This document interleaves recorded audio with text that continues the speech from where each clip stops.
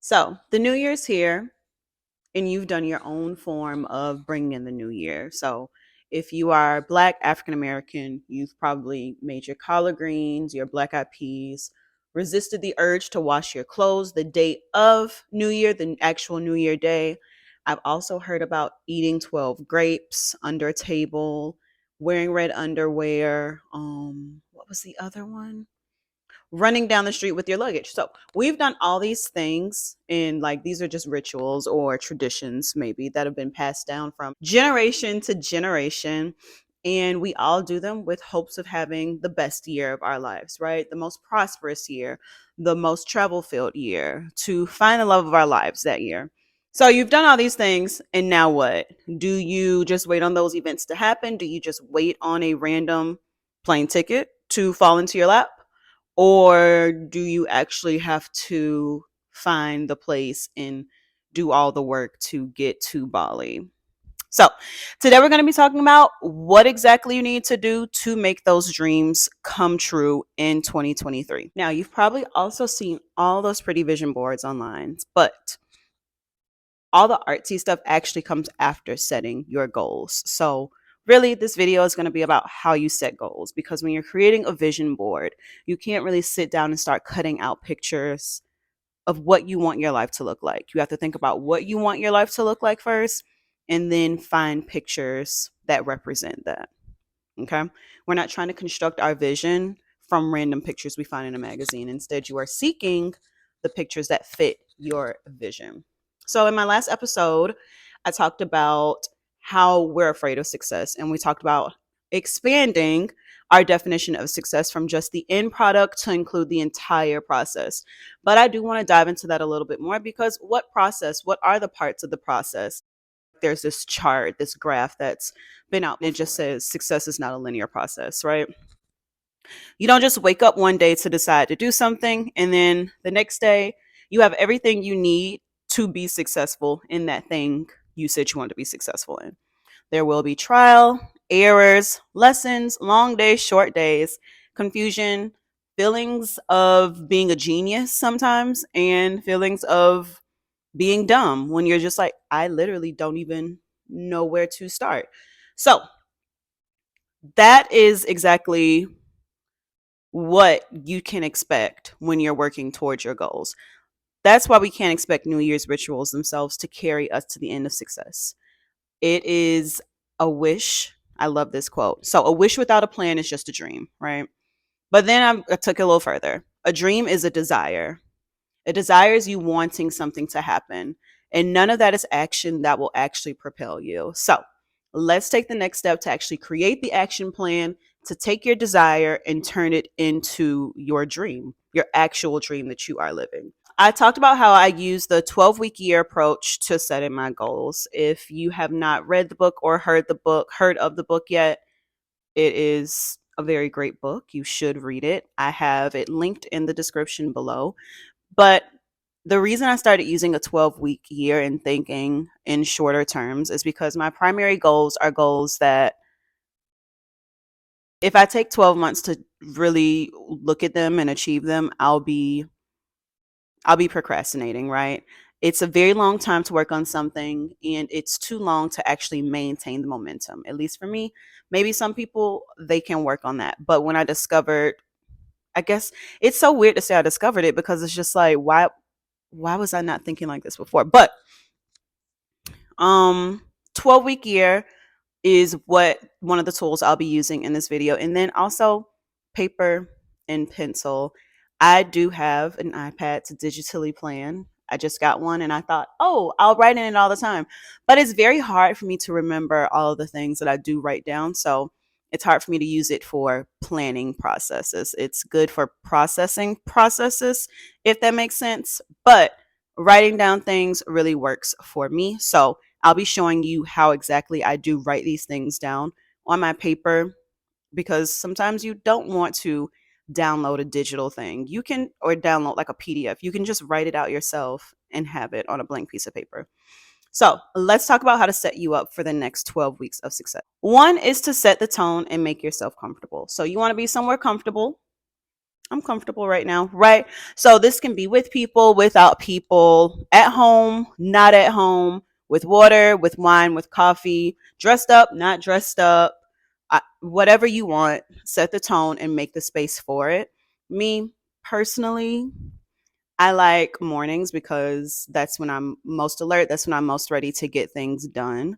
And I do prefer to kind of be in my own space so I can think without a filter. And coffee also helps me feel focused too. So set the tone, figure out what works for you. Number two is to get your paper down and write down the goals that you want to achieve in the next 12 weeks. I love acronyms. So to write down your goals, keep PAC in line. PAC, PAC. Positive, aligned, and centered around yourself. All these components are going to help you create goals that keep you motivated during the next 12 weeks.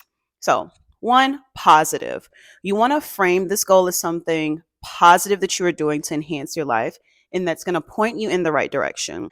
You don't want to write, I will not eat junk food. It's already negative. It says not. So it's telling you what not to do. It's not telling you what to do. So you want to frame it again as something positive. So instead of I will not eat junk food, maybe I will eat at least 2 meals a day with a serving of vegetables. So now the rewording and the rephrasing and the reframing of the goal tells you more of what to do instead of what you need to stop doing, which is going to give you more clarity. Two, aligned. Make sure you set this goal for a reason. Why are you doing this? Does it align with your values, your life? What's the larger picture? How does that goal connect to that? So, for example, I want to grow my YouTube channel. So, if I'm focusing on that in this 12-week period, that means I should have some type of goal that aligns with that in some kind of way, the larger picture, what I want to do. So, my goal would be record one video per week. When we get into action steps, we're going to break everything down that goes into that, but it is aligned with something that I want to do. That's very easy. C, and then C is center yourself. The only thing you can really control is yourself. Setting goals around other people means that you have expectations for other people's behavior, which you cannot control at all. So, if one of your goals is to make more friends, you can't really control that you would make more friends. You just can't control that, right? It doesn't really sound like something you can do. So, one way of making more friends is connecting with more people. How can you connect with more people? Making your goal more self-centered is making you the doer. So again, what should you be doing? Clarifying your action in your role. So instead, maybe I would write attend 3 Black and Happy events and initiate 1 happy hour. Now this goal isn't too vague and it is centered around myself and my actions. What can I do? I'm going to connect with people. Maybe I'll make friends from there. What am I doing on my part? Because I can't say make more friends and then they pop up. So that's writing down all of your goals. 3 is to plan all of your action items around the goals. So in the last video, I talked about brainstorming and writing down every little thing that comes to your brain. What do you need to do to achieve this goal? So I want to use the example of record 1 video per week. And I want to break that down and all the action steps I need to do for that. So I immediately thought about time. When am I going to record? When am I going to plan the videos? When am I going to do research? When am I going to post, etc.? So I need to start writing down those things. Start brainstorming some ideas for that. Next, I'm thinking, where will I record? I need to create a space in my house somewhere where I'm going to record my video.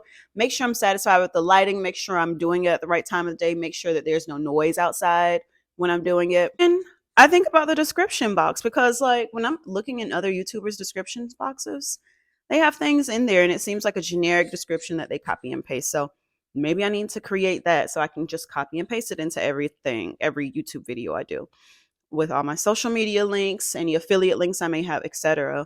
And then I think about everything that I need to record. Do I have everything that I need with me? Do I have my technology charged? Do I have all my notes? So all those action items are written down. And I think about what exactly I need to do. After writing all your to-dos down, Organize your bullet points and assign a due date to them. So the ultimate goal is that by the end of these 12 weeks, you would have achieved this goal.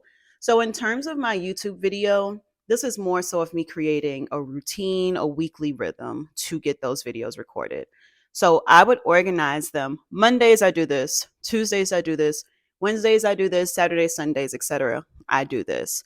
So whatever those milestones are that you need to hit within those 12 weeks to achieve your goal, you set them. It could be a reoccurring thing every week, like the YouTube, or it can be you by the end of week 3, I'm going to have my YouTube name or something. I don't know, because clearly I'm trying to grow a YouTube channel, so I can't really tell you what to do.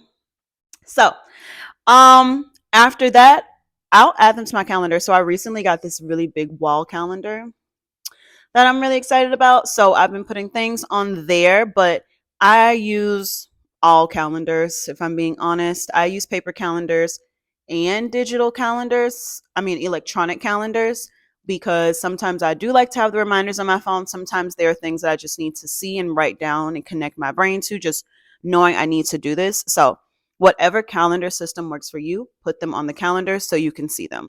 At the end of each week, you should do a type of reflection, right? So, how many of your intended action items did you complete? And you can complete a completion, you can calculate a completion percentage. You want to just see, am I doing these things, to actually hold yourself accountable? Accountability group really works best, but if you don't have that, you look at these percentages to help you. And then at the end of the 12 weeks, you should be done with your goals. And now it's time to reflect. So I'm going to start my next 12-week cycle on January 15th. You are more than welcome to start with me. And then at the end, I'll come back, and at the end of the 12 weeks, I'll come back and tell you guys how I did with that. And I'll also provide some midpoint updates if you would like it. So, in addition to everything you did on New Year's Eve to bring in the new year, you should do these things to set your goals so that you can go on that travel destination that you want, or meet all the people that you want to meet to enhance your social life. So, I look forward to it, and I will see you guys in the next one. Bye.